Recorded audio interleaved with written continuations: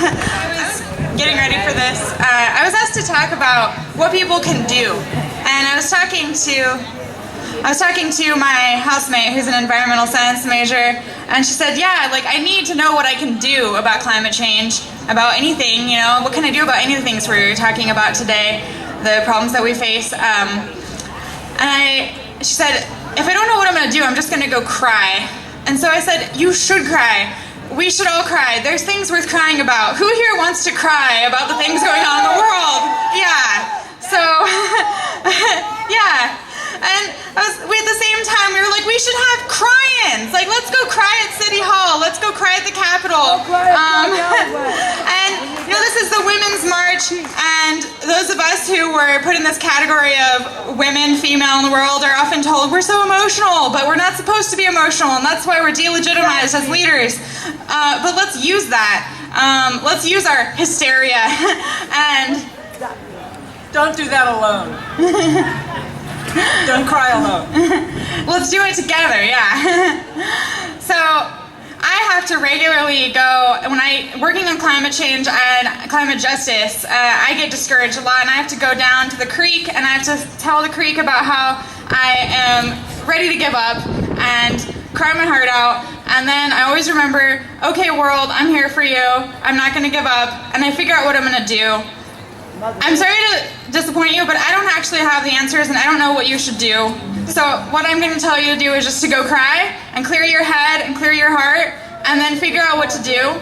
I can tell you about what I've done. I've lobbied Congress. I've brought people, in DC and here.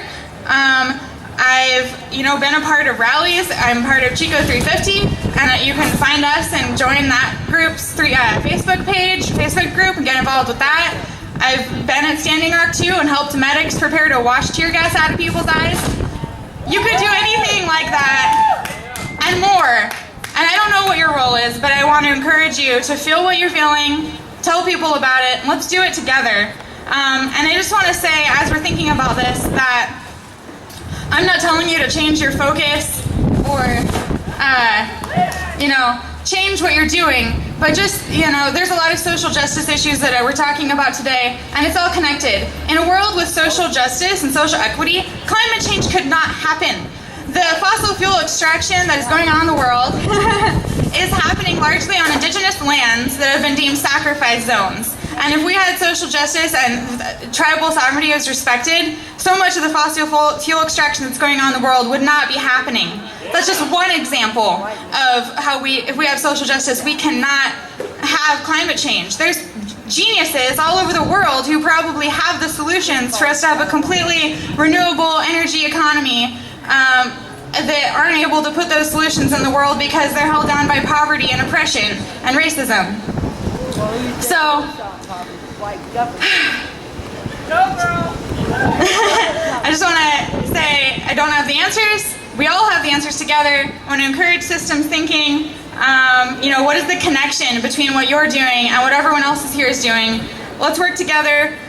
If you want to reach out, join the Chico 350 group on Facebook just to keep track of us and how we can work together. And if you want to do a cry-in, let's talk.